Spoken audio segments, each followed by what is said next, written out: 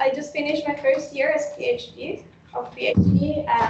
and today I'm going indeed to talk about what I've been working on with my professor. So I'm supervised by Professor Benjamin Fulcher at the University of Sydney. Knowing what is the concept of irreversibility, it is often written in all the papers that I read. And we have a process. In this case, it's just my dog, which I showed a biscuit. And we take a video of that process and we simply show it backward in time. And we see a difference between the dynamics occurring in one direction and in the other, but the process is said to be irreversible. And that is the intuition that we have behind that.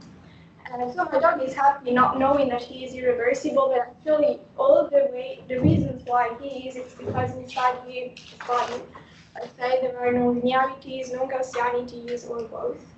And also, if we want to see that on a more thermodynamic perspective, the fact that there is energy dissipation, that is measured through entropy production, is another reason why his irreversibility arises at the level of the system.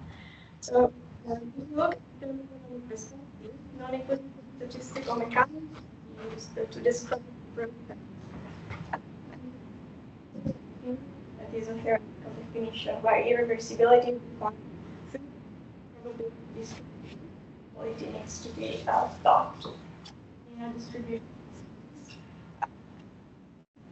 I sum up to actually the level of the process of the system. What we want to actually verify is what if we don't know the dynamics of the system itself, but what we have access to is only absolute or actually a dynamic that is measured, that is through the system itself. Use an approach that is the data-driven approach I will talk in a second. But in general, it is not possible to estimate the joint probability distribution either from the data, because actually what we need to do is to be able to assess this probability distribution. So the definition is for the process, but we can estimate considering a single realization.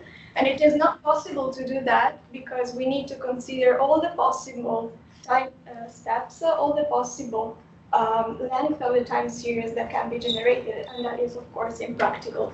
So for this reason, a lot of summary statistics have been developed across the literature, and some examples of which are some statistics developed in the 1980s, which are basing some nonlinear forms of autocorrelation.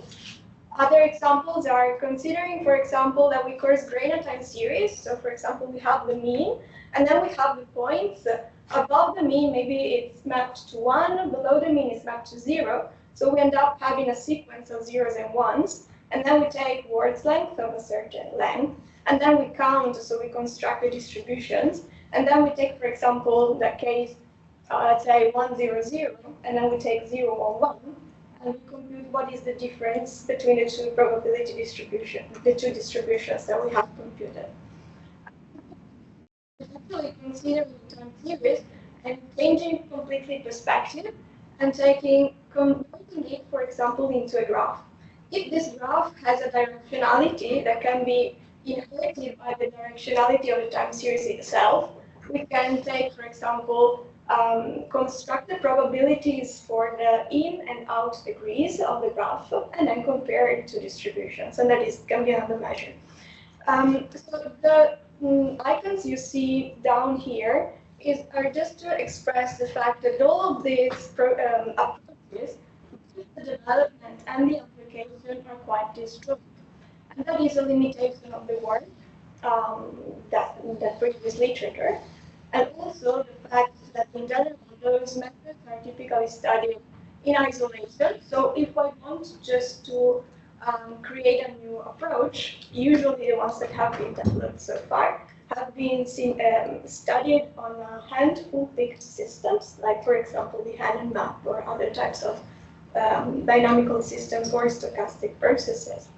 And so the work I've been working on with my supervisor aims to basically consider if there is a best statistic that is able to identify irreversibility empirically through the data that is process dependent. So if I have a process, is there a better statistic than another one to understand if that temporal symmetry arises? And the other one is understanding, so basically interpretability of the features.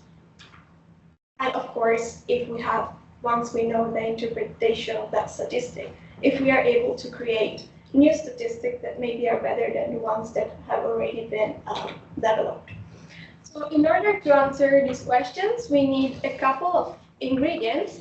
The first of all is a comprehensive set of systems to which we can actually try to identify these features. And the second is a comprehensive range of summary statistics that I can take and I can compute from the time series themselves. So the first ingredient, that is, we simulated actually 35 different types of processes, both stochastic and deterministic, with various natures. So as far as we know, this is the most comprehensive data set that has been generated to study reversibility itself. I need to make a couple of disclaimers. The first one is that all of the systems that we simulated have been already studied in general by separate parts of the literature. And so some studies, or for example, for some ground truth properties of the processes, we know which one is reversible and which one is not. And that was necessary because, as I will show you in a second, we will use a classifier, and so we need to know some reference labels to which the process can be defined. And the second one is that that very big data set aims to include a majority of the dynamics from which we can think, okay, if I have a time series that is generated from that process, and I want to study reversibility, maybe irreversibility is present differently between, I don't know, a stochastic from a deterministic process.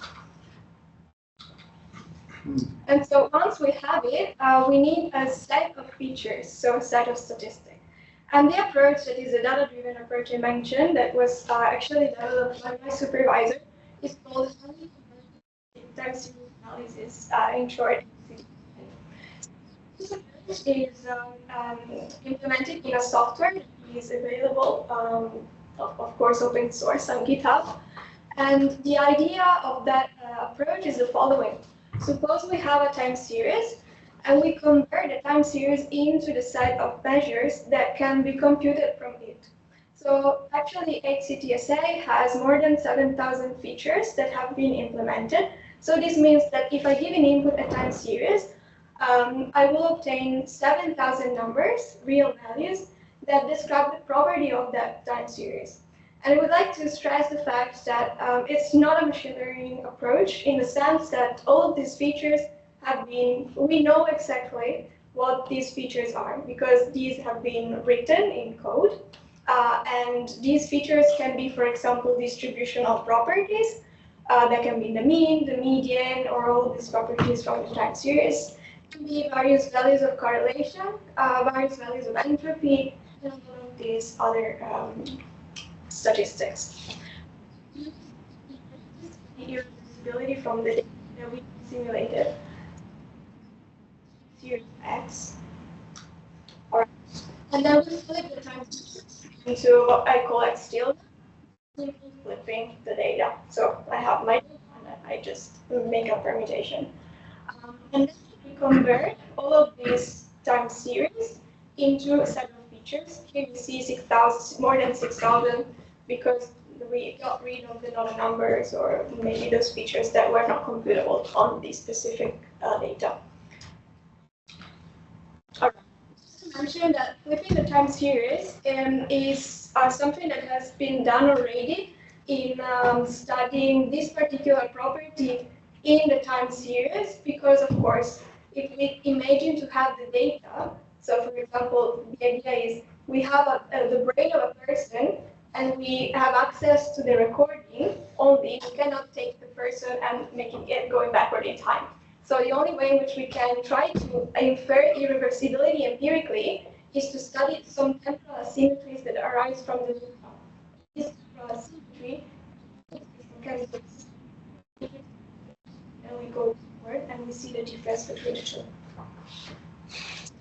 Instead of those in time, we put them in terms of the statistics. We make I don't want to say an answer, but the idea is we think that for us, a good measure of irreversibility is this quantity here.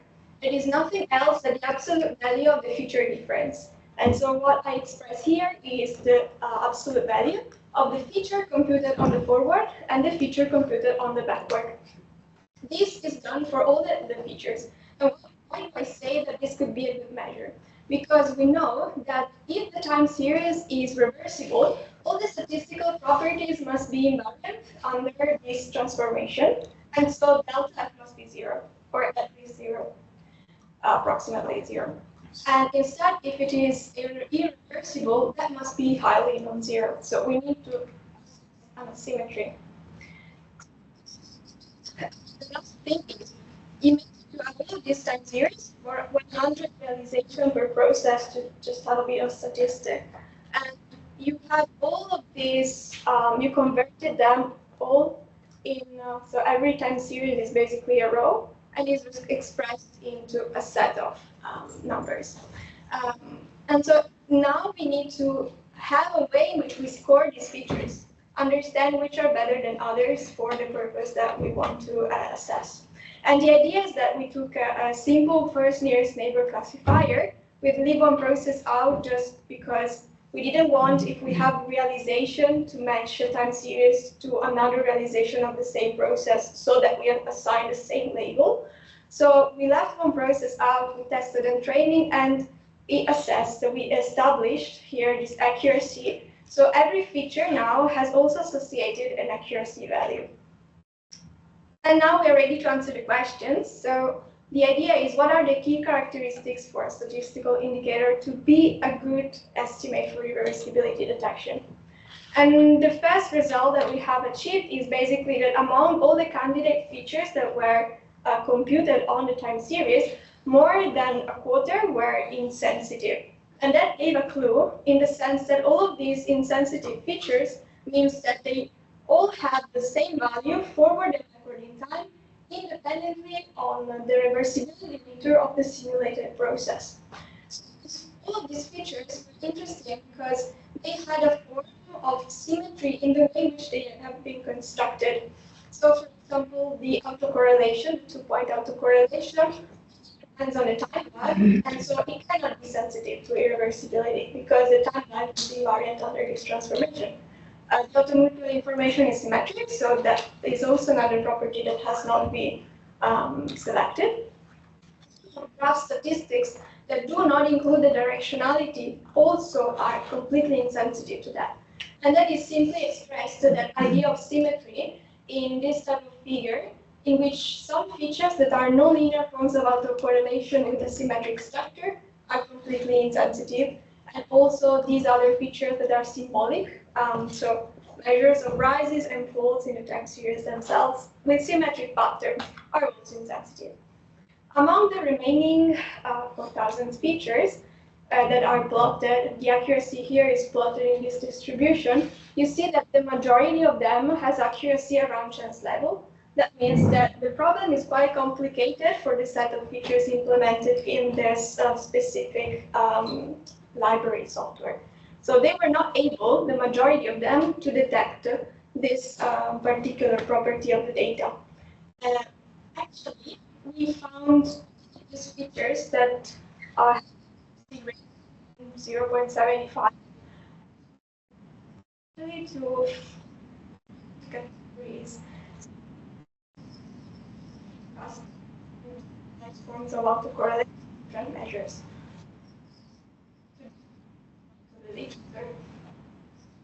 This form of asymmetry now is displayed here. This is another result in which before you saw the accuracy here, and here you see actually the values, the actual values of the feature frequencies, absolute values. So what you see here are the family of processes that I showed you before with the same color code. And here we see the ones that were reversible show the feature difference is much more tightly bounded and close to zero compared to the irreversible ones. And so from these box plots, you clearly see, for example, also from the mean, that the two distributions are actually very, very different, and the irreversible one is much more spread. Okay, so just for the time, I think it's 30 minutes. Yeah, I just mentioned a couple of things of the nonlinear form of autocorrelation that we measure. That is this one here, this difference here. And the first one is, of course, that there is this separation between the two classes. Here you see that there are some features that are insensitive. The power of this type of approach is that we cannot have a full comprehension of irreversibility, of course, because it is a property strongly related to the joint distribution. And so the idea is that you can have some clues about that concept by looking at some angles. And so in this case, for these processes, it's not practical. So irreversibility for these processes was not established. Actually, I skipped this one, but that's okay. This is actually let's say, the core stuff. Mod 1 process has accuracy 100%. So this means that this statistic is able to capture fully this property, so the property in which irreversibility manifests in the data. Instead, the sign up is not. But actually, they're irreversible because we know that they are from the previous studies. And this is shown in the C because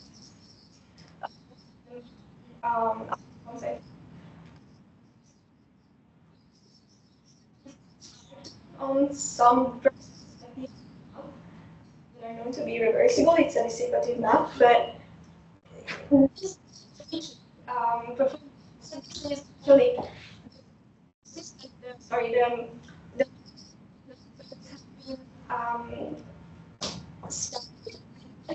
on a easy system because properties actually we see that are able to this particular manifestation.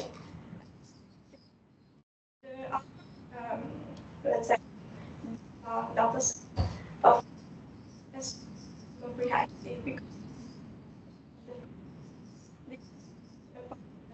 because it's like small, but this is in statistics the property with at least 90% accuracy is because we see some of these particular properties statistic failed. Actually, up to now, this is of course a working in progress project. To feature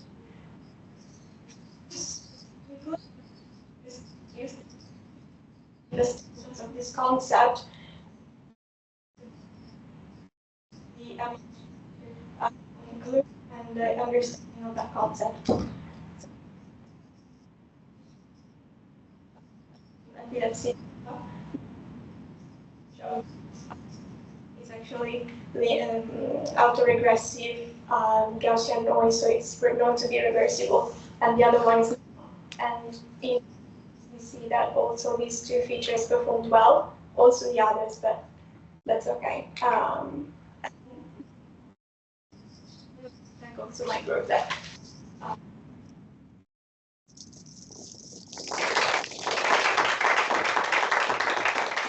Thank you, Teresa. Are there any questions? Thank you very much. This is very clear, and actually my postdoc like 12 years ago was on this subject, and so it's nice to see that things have evolved. And so maybe in Australia they arrive later. I don't know. No, I was in Saclay in Paris, but we were struggling with this from the data. So my question is, in fact, we were looking at turbulence data in space and time. So I see that here your example are one-dimensional time series. So how do you think you can scale this to higher dimensions? Dimensional? Yes. implementation is called, I don't know.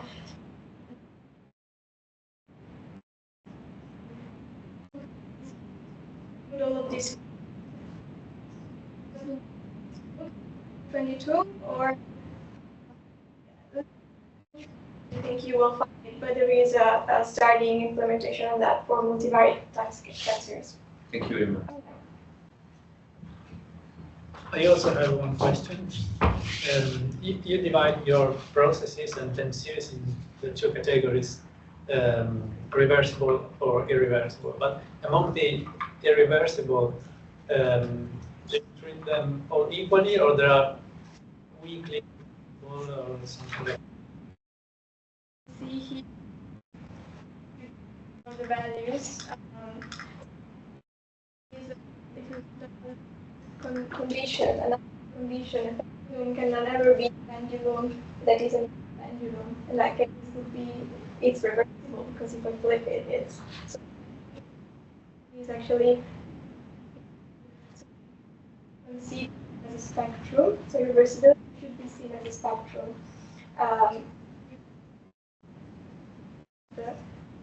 Is the statistic. Where is it?